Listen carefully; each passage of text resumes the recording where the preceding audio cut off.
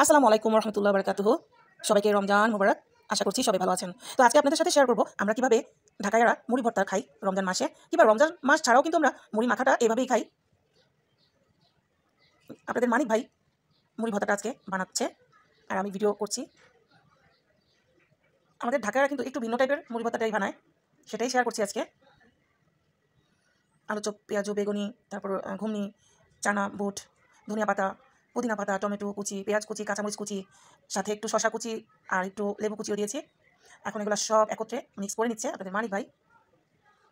তারপর সরিষার তেল দিয়ে দিলাম, খাঁটি সরিষার তেল দিয়ে দিলাম। এমনিতেও প্রচুর পরিমাণ তেল থাকে, সব কিছু তো তেলের ভাজা জিনিস। তো এখন আমি দিয়ে দিব মুড়ি। মশলাটা আমরা বেশি দিব, মুড়িটা কম দিব। দুজন মানুষ হিসেবে মুড়িটা আমরা বেশি মেখে ফেলেছিলাম, অনেক কষ্ট করে তারপর আমরা খেয়েছি। কারণ শুধু মুড়ি খেলে তো চলবে না, শরবত, ফল এগুলোও খেতে হবে। আমার কিন্তু রমজান মাসে মুড়িটা খুব ভালো লাগে। তাই তো মুড়ি মাখা হয়ে গিয়েছে। এখন দেখেন আপনার মানিক ভাই কী করে।